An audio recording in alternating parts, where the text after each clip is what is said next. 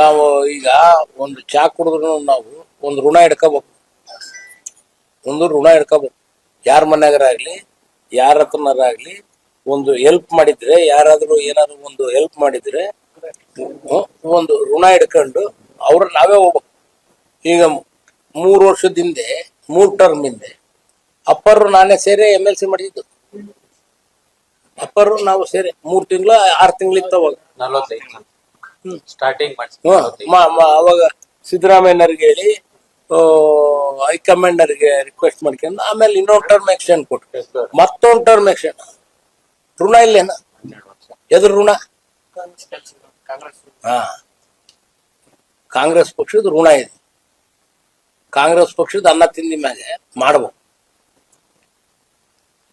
ಅದು ಅವ್ರು ಕರಿಬೇಕು ಇವ್ರು ಕರಿಬೇಕು ಅನ್ನೋದಲ್ಲಪ್ಪ. ಈಗ ನಾವು ಯಾರನ್ನ ಕರಿತಾವ್ರೆ, ನಮಗೆ ನಮ್ಮ ಪಾಡಿಗೆ ನಾವು ಫೋನ್ ಮಾಡಿ ಹೋಗ್ತೇವಿ, ಮಾಡ್ಬೇಕು. ಯಾವ್ಯಾವ ಕೆಲ್ಸಕ್ಕೆ ಬರಲ್ಲ ಹಿಡ್ಕೊಂಡು ಮಾತಾಡಿದ್ವಿ, ಇವೆಲ್ಲ ನಾವು ಮಾತಾಡೋದು ಬೇಡ.